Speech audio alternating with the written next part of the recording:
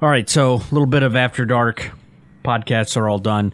So, Drew, in between shows, we were upstairs and Franny and Brennan were over. Brennan's getting neck surgery done, which him getting that done and getting that all checked out, that he had to have this major surgery, I decided to go get my back checked out again. Because if you guys didn't know, in July of 2020, I had some kind of a back injury. I couldn't walk for a whole week. And that's right when Jessica and I started dating in July of 2020. So I went to like a doctor, had x-rays done, went to a chiropractor, all that nonsense. And then I want to say within a year of dating Jessica, because she's in the healthcare field, she's like, well, you got to have like a primary and all this. So wait. Let me stop and point out, Chris thinks it's okay to not have a primary. Listen, so do I. But I do it knowing that it's reckless. This guy, he's like, wait, that's a thing I need? Yeah, so I went and got a primary doctor when this is like 2021. So I joined the, I guess their, I don't, what do you call it? Their practice. I joined their practice. And for my first initial doctor visit, I brought everything that I had on me. My ankle, my back x-rays, my shoulder x-rays when I fucked up my AC joint playing hockey. So now all this stuff with Brennan happens, and I'm like, I told Jessica, I was like, look, I'm going to get my back checked out. And she was like, well, that's good. She goes, do you still have your x-rays from when you went? I go, yeah. She goes, well, you should bring them when you go today. No. Because when I went to my first doctor visit, I brought all of the stuff. And I said, do you guys want my medical history? And they said, no, it's not necessary. So no, you don't get my x-rays. Well, you're going to have to pay for that. So Jessica said, yeah, I don't give a fuck. They're not looking at my x-rays because when I came to the practice, they were like, no, your medical history, don't need to know it. We'll find everything out right now. So now that I'm going to get my back checked out, you have x-rays? Can we see him? Yeah, I do. Can you see him? No. Because when I joined the practice, you said it wasn't necessary to have my medical history. So you don't get to see my x-rays. I'll just tell me I'll go get new ones. You're going to have to pay for them. There's going to be a copay. Yeah. You don't get to see my old ones because you said as a hospital practice, my previous medical history, not necessary. Go fuck yourself. This is why we're both going to be dead in like 10 years. We're both going to die. On that note, well, first of all, this is why we are the pet. Like I'm going to get tomorrow, Friday. Chris, people doubt when we say we are the Pettiest Bills podcast. People go, "Oh, okay, you guys make a bunch of snarky jokes." No, everyday life, we are some of the pettiest, most grudge-holding people anyone will ever know. I'm not there. You don't get to see my X-rays from 2020 out of principle. Simple as that. I asked you once. I asked you. You said no. You said my medical history, not necessary to know. So, yeah, tomorrow I'm going to get back x-rays and then eventually physical therapy because this all needs to culminate in me getting an MRI, which we will 100% read on this show. Oh, my God. Remember when we read your divorce decree? Yeah, that was fun. See, we've talked about some horrific shit on this podcast, which is why the next topic shouldn't be that shocking to you. Everyone's talking about it, and obviously we have a very thoughtful and nuanced take. Now, here's what I'll say. I want to preface this right now. Trigger warning. If you're not... Like, I understand that death is never really something to joke about unless you've made your peace with your own. And it's hard to do. It's not for everybody. I'm not going to make fun of the people who died in a submarine accident this week.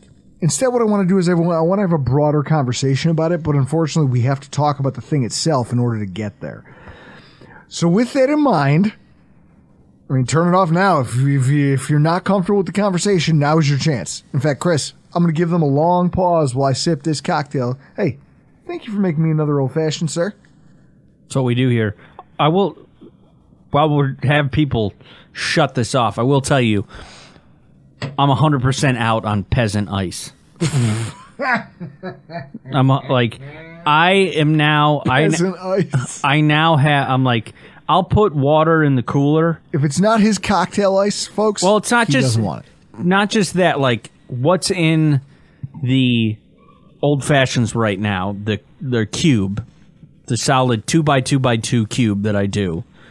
Not talking about that. I'll put water in the cooler, put it in the freezer for 24 hours, and then just chop it up into smaller cubes to stir or shake cocktails, or put in, like, if I'm going to have a root beer or a pop, I will use that. I'm 100% out on ice from the refrigerator. All right, so let's get back to these people that died. So this Titanic excursion didn't go as planned. There was some snafus. Some people ended up dying at the bottom of the ocean. First of all, one of the most horrific deaths I can think of. Chris, I'm claustrophobic. I saw the size of that submersible. You couldn't have gotten me into it to begin with. What would It'd be like getting a cat into the bath. Do we know what the size of it was? Like, It was enough for 5 people. Okay, I only know, like, the base thing. There's a submarine thing. You can go see the Titanic when you can just watch it at home on Netflix. People died. Well, and so what you just said plays into my thoughts, but I want to give this its due. These people died.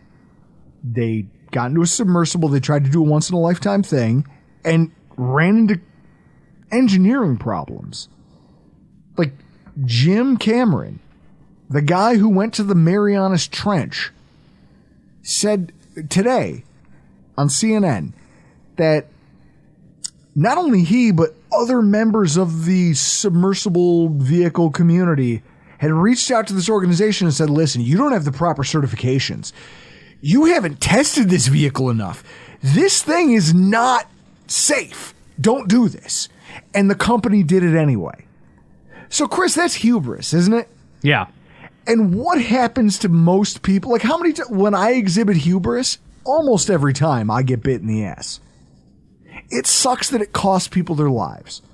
But out of that conversation comes a broader question. Right? Because the guy, like, there's been a lot of discourse, not all of it's been helpful, over this idea that, like, well, dude, billionaires, dude, so rich, he's got to go down to the bottom of the ocean and do something. But, Chris, what you just said, you go, hey, there's a Netflix documentary if I want to see the Titanic wreck. Because they've sent unmanned submersibles with cameras down there to look at it, right? Yeah. I can find out what it looks like. I can see pictures.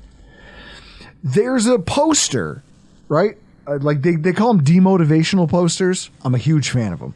And there's one that it's just like motivation. And they go, every dead body on Mount Everest was once a highly motivated person. Now, in retrospect, it seems kind of dark, but in light of this recent incident, but that's the reality of things. People who are highly motivated and ambitious, and it's like, well, you're going to do these things. All right, but you might die on that hill. What it comes down to is, what is your appetite for risk and how bored are you? Chris, if I have if you give me $1 million, do you know how close I'm getting to the ocean at all? We've talked about this. Not very close. When people get killed in a shark attack and they go, we're shocked that this happened. Why? Sharks live there. Why would you be shocked? You should be more shocked that people don't die every day of a shark attack. Because if sharks had a brain, if sharks had our brain and knew that, hey, there's people who put their legs and arms in the water and we could just go eat those things and we won't starve to death out here in the middle of the ocean, they would just do that. And we would never be able to get anywhere near the water. If dolphins had thumbs, they would come on shore and kill us all. Darwinism is the only reason, like real Darwinism, and the fact that we have a few biological, like, legs up on our competition are the only reason we're still alive. So I think about what happened with this submarine incident. And I think to myself, you intentionally put yourself in harm's way to do something you could have watched on Netflix. Yes. Chris, I think, you know what I think about? I think about the movie Wedding Crashers. And again, I know this might come off as disrespectful, but I think of the movie Wedding Crashers where he goes, yeah, I went to a funeral for this guy. Died in a hang gliding accident. What an idiot. What an idiot. What a loser. It doesn't make them losers or idiots, but you're a person whose appetite for risk is fucking crazy. Hey, Chris, if I said, hey, do you want to see something like a once-in-a-lifetime thing, like Stand By Me style? Hey, you want to see a dead body? Let's go on an adventure. Do you want to go down to the bottom of the ocean with me? Your answer's no. Mm-mm. My answer's no. Most reasonable people who have shit to do and shit to lose, the answer is no. Instead, what happens is you get a group of people who have experienced so much that they delude themselves into thinking that they have to keep chasing things. This idea that there's something bigger and better out there, and that, hey, when we see this Titanic wreck on a 5-inch screen from a submersible, it's going to be way cooler than the Netflix thing. Chris, I got to watch the... We could go upstairs right now and watch it on, what, a 60-inch? Yeah. Okay. So we could watch that on a 60-inch, but you're going to see it on a 10-inch TV, but you're going to tell me it's cooler because you spent more money to get there. I have a hard time reconciling that. This whole thing is hubris. It's people who have bored of life and say, I got to branch out. I need to take a few more risks. I need to go see a few more things that no human being got to see with their own two eyes in a simulation. Like, Chris, what is your appetite for risk? That's the conversation. That's the conversation I want to have. Let's talk about appetite for risk, because every human being has one. And it's crazy how it changes, right? It changes based on, I bet you the people who unfortunately passed away in this submarine had a very different appetite for risk 20 years ago. Yeah. Before they became millionaires and experienced all the finer things in life and exhausted all of the things that most of us would kill for. I'm not trying to make this a class thing. What I'm trying to point out is it's different for every human being. We all have a different appetite for risk. Chris, what's the craziest thing you've ever done? The riskiest thing you've ever done? Feel free to not tell me the truth. Because nobody wants to go to jail because of a podcast. I'm not much of a risk taker to begin with. No shit. Yeah, like I don't do like. I love you. I have an athletic ability to do things, but I'm not reaching out to do hang gliding or rock climbing or water sports. I don't know. Like, I can't think of like the craziest thing I've done to where it would have been a near-death experience. I will say that there was an option to get in a vehicle that ultimately crashed and everyone in it died. That happened, God, 12 years ago, maybe 11 years ago. And yeah, that's probably like the closest to death that I can think of, because it's crazy being somewhere talking to two people and then an hour later they're perished. Right? Yeah, like that's probably so maybe the craziest. Wait, how old were you when that happened? This was like 2012, 2013. Okay, so it was right around when it was after we met. It was like, yeah, it was like September 2013, 2014, 2012, somewhere in there. Yeah. It's dark. But the reality is, appetite for risk. You sensed it. You made a choice. You're here producing a podcast. Yeah. I made a choice by going home. This is it. These are the things. Like, there is an appetite for risk we all have. Somehow, I don't know if it's because I drive around with the funeral cards of some of the greatest people to ever grace the face of this earth just in the visor of my truck. Just, I keep them close. Maybe they're watching me. I've made a lot of bad calls. A lot of them. Chris, awful calls. Things that are undiscussable on this podcast. Some of them. You've been present for a few. Mm-hmm. But there are things that we all do that are reckless, right? And at the same time, if you're lucky, you come out the other side of it and you go, well, I'll learn from this. But there's been times, there's been places where I've gone, well, that's okay. Perfect example. Here's a story. We're leaving my buddy's cabin out in just outside of it's in Otto, just outside of Ellicottville. For those of you, it's ski country here in Western New York. We're leaving, and I see a road, and I could have followed my friend Davini. He goes, "Oh, we're going back to Springville, and then we'll get on the thing." And I go, "Wait a minute, my GPS tells me I can shave 30 minutes off the drive if I just go this other way." Well, that other way was the GPS not knowing that these are seasonal roads. They're all dirt, Chris. There's no pavement out there. And so I get on this hill, and I have a truck, and it's new, and I'm cocky. And my wife is still my girlfriend. Not even my fiance, just my girlfriend.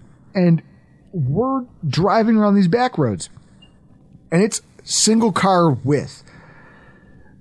And it's this hill. We get to the top of it, and it's all ice. It's sheer ice down and up. And I go, get a 4x4.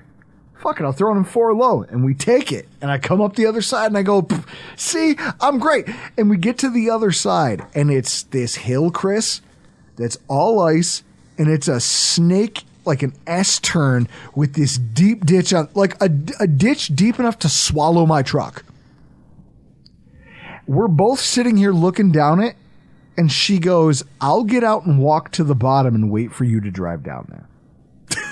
And I looked at her and I go, "No, we're not doing that." She goes, "Well, what are we going to do?" And I go, "I'm going to reverse out of here, and in 4 low, I'm going to crawl up this 45-degree angle hill and just pray we make it out." Because I understood what was at stake. My mortality, right? Not just my mortality, but the life of somebody else who was I dragged into this with me because of my own hubris. So, Chris, over time, I've become less reckless, right? That was the first time in my life where I had checked myself. Because before that, you and I know, Doug's told the story, where I almost got stabbed by a guy. Who was out there in the middle of Tiff Street in South Buffalo waving a knife around, yelling at the top of his lungs, "I ain't no bitch, I'll stab a motherfucker." Doug goes, "You went out there and confronted that guy." And I go, "There goes my friend. I'm going to watch him die." That was foolish. It was just as dumb as getting in this submarine. You knew it was questionable at best. You just hoped. And because it was an experience you hadn't had yet, and you go, "You know what? Fuck it. I think I'll roll the dice." Well, luckily I didn't come up snake eyes. Unfortunately, they did. The thing is that over time, your appetite for risk changes. And that's what my takeaway from this is that at a certain point, you almost get so...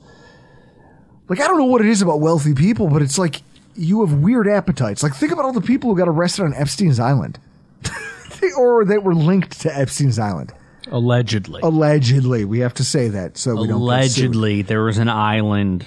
that allegedly a lot of people like Bill Gates and Bill Clinton. And just a lot of weird people were at, who all have money. And I go, what the fuck happens to you when you get this cash? Do you all just lose?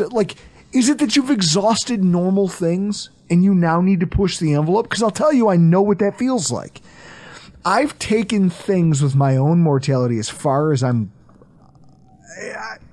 Chris, you know all the stories. Yeah. Tell our listeners, true or false? I've pushed the envelope as far as someone who's still sitting here somehow can. Yeah, I don't know how you're not in jail with some of the things you've done. In jail or dead. Yeah. One of the two. But I've learned and I've grown from them all, and I'm here now. And so I look at people who are in this situation and I say to myself, why is your appetite for risk so high? Do you not have anything to lose? You have children. Look, Chris, the kid of the Submarine people was at a Blink-182 concert this week, and he goes, oh, my parents would want me to be here. First of all, Blink-182, those guys are like 50. Yeah. They're almost 50 years old. Do you know how depressing it is hearing songs like think about some of the best Blink-182 songs? All the Small Things. Now picture 50-year-olds singing it. That's sad. Yeah. I wish you had grown up, but you didn't. This is just, unfortunately, you're trapped in a cage. You're a bunch of old children. So he's there watching this while his parents are adrift to sea, maybe dead, maybe not. And it's like, God damn it. So it's almost like he doesn't care. But that's not fair to say. Maybe he does. I just look at this and I go, you have children. You're willing to take those kind of risks? That's fucking crazy to me. Now, Chris, here's what I'm going to say. I want you to read this. Are you texting me right now? Yep. I'm going to text you a photo, and you are going to read it to our audience. I can only imagine who this is to, what it's about. It's a letter. Not even a letter. It's a form letter that my wife handed me on Father's Day. Now, my children mean the world to me. My kids have cemented the reason that I'm not the person I used to be. I have a reason to rein in all of the when people joke about, like, if I let the intrusive thoughts win, I might dye my hair the wrong color. Just today, if I had let the intrusive thoughts that I had on a drive through my own neighborhood win, I'd be in jail right now. I'm here. And yes, Chris, that last one, he emphasized, oh yeah. Oh yeah. On the last one, the kid goes, oh yeah, with an exclamation point. All right. Here we go. This is a... On Father's Day, my son filled out answered a questionnaire from my wife. Jessica knows all about questionnaires, but here we go. What is Daddy's name? Daddy. Before we go any further, your wife has to work on her fucking handwriting. It's awful. Mine's worse. How old is Daddy? 3. How tall is Daddy? 50 miles. Daddy always says, Josh Allen. Josh Allen with an exclamation point, which means it's good or bad. I can barely see that exclamation point. What is Daddy's favorite food? Turkey. Jack was eating turkey at the time. She put that in fucking parentheses. What is Daddy good at? He spins me. Hey, whoa. I spin my kids around until they get dizzy, and then I watch them. And here's the funny thing. I did them both at one time. I put both my kids over my shoulders and just spun them, and then I put them down on the floor. Now they're 1 and 3. The 3-year-old was literally trying to help the 1-year-old up off the ground, even though neither one of them had their footing. And I go, first of all, teamwork. I love to see it already. Second of all, it won't be the first time that you two have the spins and are trying to help each other off the ground. All right, back to this questionnaire. What is Daddy bad at? Playing soccer he missed. Now this is what's hilarious. My wife's grandmother's 90th birthday, me, my father-in-law, my 2 kids are just kicking a kickball around in the yard. Like Chris, you know a kickball, like the red one with like that stitched exterior, that textured exterior on it. We're kicking it around in the yard, and I wound up like I was going to boot this thing, and my sandals slipped off, and I just whiffed on it. And my father-in-law laughed his balls off. My son still remembers me failing at that. It's seared into his brain.